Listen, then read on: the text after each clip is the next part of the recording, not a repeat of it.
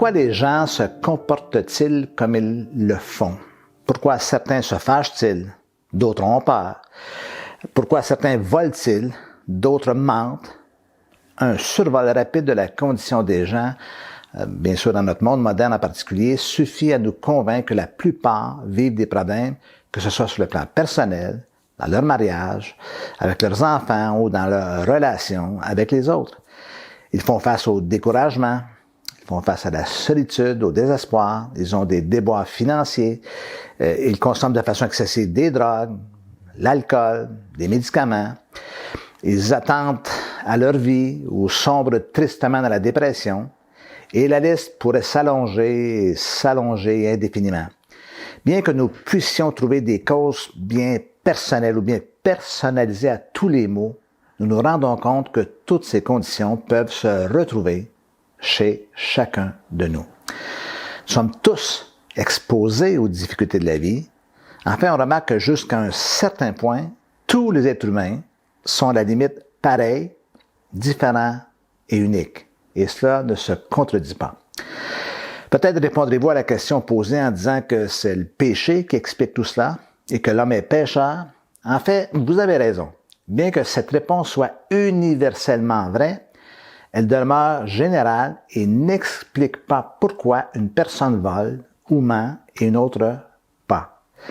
Qu'est-ce qui explique qu'un pécheur sombre dans des dépendances, drogue, alcool, peu importe, et que ce n'est pas la condition de tous les pécheurs? La réponse se trouve à un autre niveau. Être humain, c'est par le fait même avoir des besoins spécifiques, des besoins différents du reste de la création.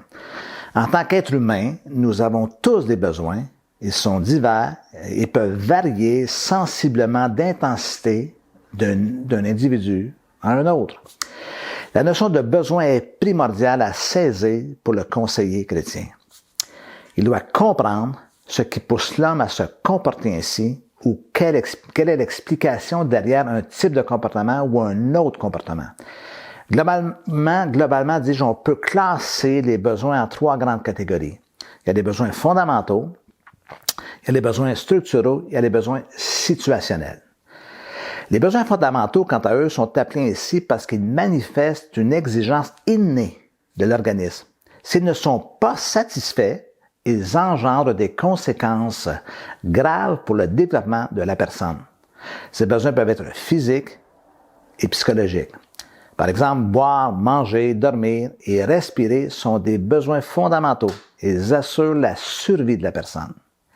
Combien de temps pouvons-nous survivre sans manger et boire? La réponse se situe dans ce que certains appellent la règle de 3.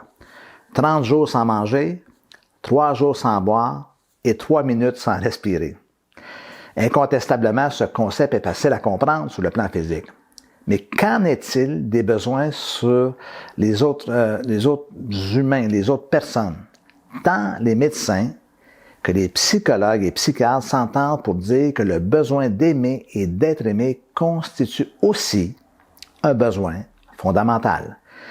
Aimer et être aimé sont des besoins aussi fondamentaux que de manger et dormir. Sans aucun doute. Comme vous le savez, la plus grande révélation de Dieu est qu'il est amour. Et ce Dieu d'amour a créé cette humanité pour manifester son amour. Ce dont l'humanité a donc besoin, c'est d'amour et par extension, c'est vrai et pour vous et pour moi. Cet amour dont nous avons besoin ne consiste pas seulement à permettre de bien nous sentir ou à bien se sentir. Il assure notre développement ou le développement de notre être et de notre vie. Et ça dans tous les aspects. Cet amour est le fertilisant qui nous permet de grandir et de devenir ce que Dieu veut que nous soyons. Il est étonnant de découvrir ce que les gens sont prêts à faire pour être aimés. Votre enfant, par exemple, fait des bêtises et vous ne comprenez pas pourquoi.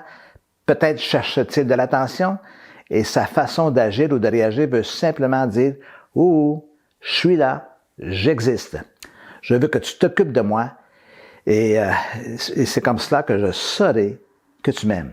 Un bon conseiller chrétien cherche toujours à comprendre ce qui se trame derrière un comportement. Il ne saute pas aux conclusions prématurées et refuse de juger aux apparences.